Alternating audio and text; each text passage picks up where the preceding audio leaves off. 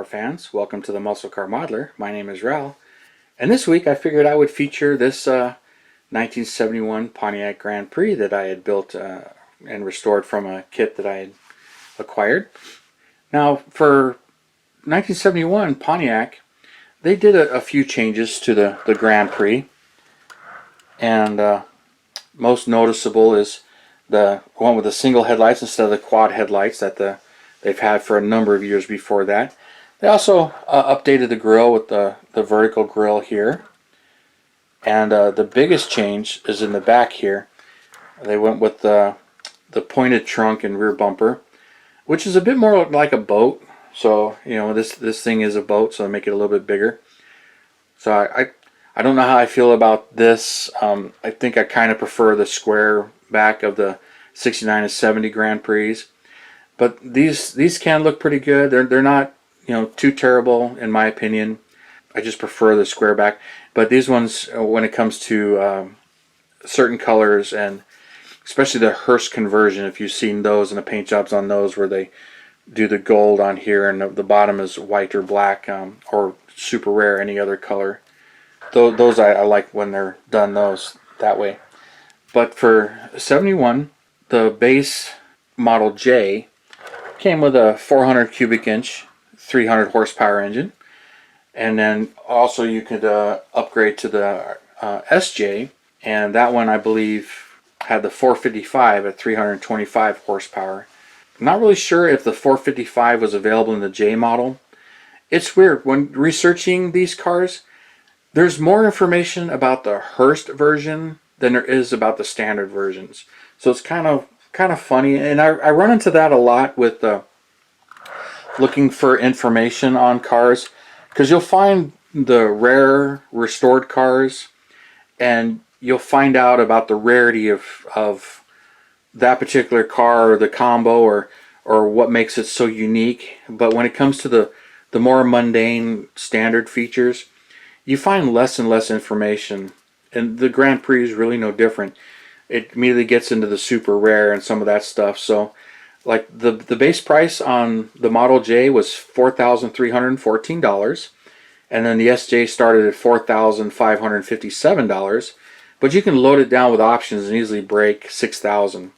And then for 71, production was kind of down. It was slimming down. Competition was heating up, but there was 58,325 made. Virtually all of those were automatics. There were only 116 cars with a manual transmission. So if you find one of these that's a manual transmission, they're super rare in a Grand Prix. But you can easily swap the stuff over from, I believe, any A body. You can swap the pedals and all that stuff over. So swapping them to a manual is pretty easy to do from what I understand. But by comparison, the 69 Grand Prix, they made 112,486 of them. The 70 Grand Prix, they made 65,750. So the 69s really took off. The 70s were roughly half, and then 71 the same thing, with the redesign and everything. And then 72, it said roughly 90,000, but the records for 72 are really vague. And even in the Hearst performance conversion ones, the numbers you can find, they made the Hearst conversion from 70 to 72. But 70, they made 272 of them. 71, they made 157 of them. But 72, it's believed around 200. There's no solid number. But if you read cars and follow that kind of stuff, there really is no solid number, because they tend to find cars or find more paperwork or, you know, information they didn't know, especially when you get into the super rare ones. But this one, I decided, I tried to go for Lucerne Blue Poly is what this color is supposed to represent. I really don't know what I actually painted it with. Just some blue I had in Tester's bottle that was a pretty darn close match. So I painted it blue, did the white vinyl top and the white interior just to really make it pop. And she looks really good that way. Even though when I got it, it was a restorable car. It was a really nice restorable car. But it was triple green interior, green body, and green vinyl top. So I had stripped the paint and everything. And it's funny because I really wasn't looking for this one. I was keeping my eyes open for any parts because I was building a couple of 72s, and I think I had two 72 Grand Prix, and I was looking for a third one because I needed parts. For some reason, the glass is like the hardest thing to find for me. And every now and then the hood, I'm trying to find a hood. But and MPC had a Superfly kit, and I found out if you get the hood from that, it looks the same, but the bulges are a little different for the headlights because the headlights are much bigger on that kit, and they modified the hood for that. You can sand and reshape these bulges. But I was looking for another 72 kit for parts, and just keeping my eye open, and this 71 came my way, and it came my way at a really good price. And once I realized, looking at the bumpers and everything, that it was a 71, and I didn't have a 71, I decided I'm gonna get it. And it was pretty complete, pretty restorable. I have some pictures of what I started with, so you should be seeing those right now. And although I did some mix and matching between the cars, so when I pulled out one of my other 72, I realized I still had the green interior from this one in that one because I didn't need to strip it, or for whatever reason I switched to the interiors. I've been requested a few times to feature this car because I've had a few people that have viewed my tour video and noticed it in my stack of finished models, the stack of Grand Prix, and asked me to feature them again because I featured the 69. So I figured this week I would feature this 71. She's a beauty. I kind of like them. But 71, they had these vertical grill, which is, when a model kit between a 71 and 72, the front bumper with this vertical grill, because the 72 has more of a checker pattern grill. The rest of the stuff is all the same.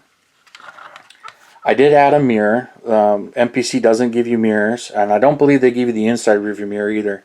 But I added this mirror. That's from a Revell 69 Camaro, which I grabbed a ton of those for parts, and I don't know how many of these mirrors I have robbed. I kept the original wheels and tires. These are the MPC ones. And then the rear bumper. The bumper says 71. The bumper itself is pretty much the same other than the date 71 or 72. The taillights are different between a 71 and 72. 72, they've got these little things that stick out a little bit, but the 71s are a bit more flat.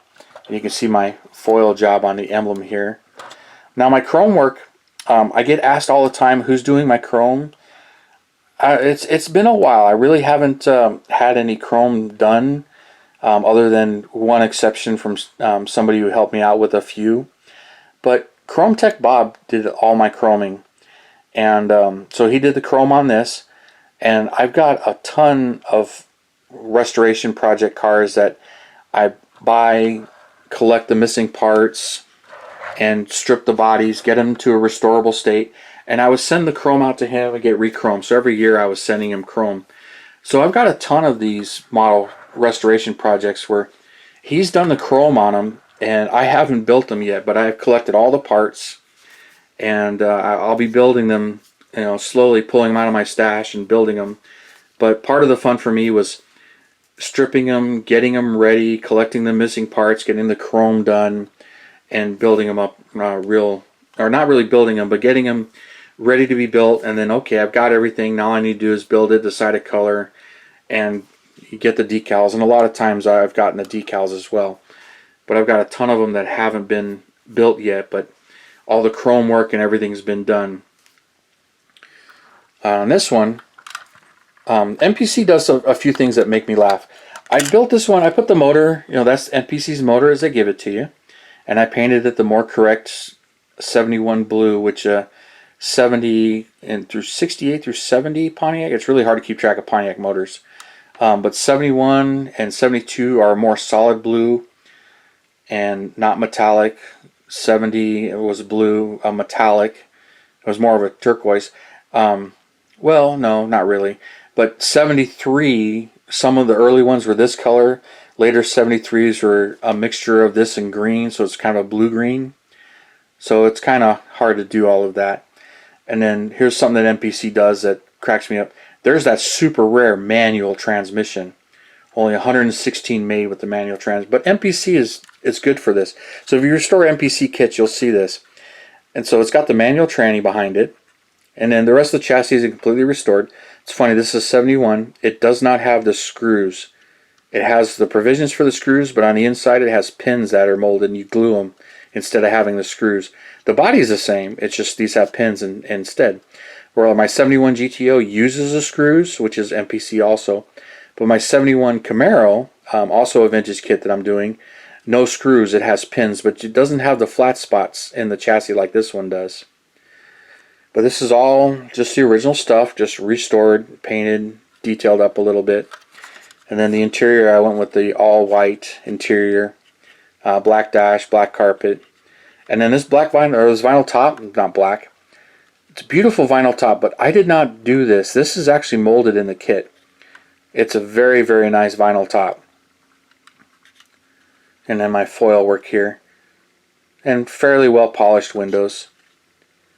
But one of the things that cracks me up about this interior, you notice it's a manual transmission, but it has an automatic interior. MPC does this all the time. There's an automatic console shifter, and it has just a regular brake pedal, no clutch. And then one of the things that cracks me up on this car, it has power rear windows and manual front windows. For some reason, the 71 and 72 kits have manual window cranks on the front and power windows on the back, which is funny because you get a 69 or 70 Grand Prix and it has power windows all the way around, and I think somebody noticed, and that's maybe why the 71 and 2 interiors have manual windows up front but power windows in the back, is the 69 and 70. If you have one of those kits, look at the passenger door panel. The passenger door panel has 4 window switches just like the driver's door panel instead of 1 window switch. So it has a master window switch on that side. So it's just kind of funny. And I have another kit here, my 72 builder. So I still have one more to build. Here's my 72. You can see that vinyl top right there. And this one was pretty rough. The cowl piece was cut out. So I put this in there to reinforce it.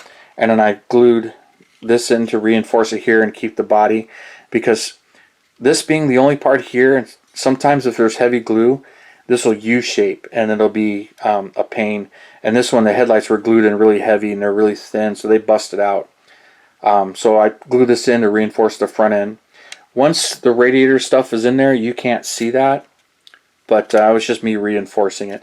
But the reason I grabbed this was to show you the interior tub, which this is the 71 interior tub, and it was broken right here, but that doesn't stop me. But you can really see the manual window crank right there, and then the power window on the back. So it's kind of funny that there's the automatic, and you can see the automatic pedal right there. But this one, I still need to strip the paint on this a little bit. I probably won't. It's got a little bit of crazing from the green on the dash, which I don't know if the camera's picking it up.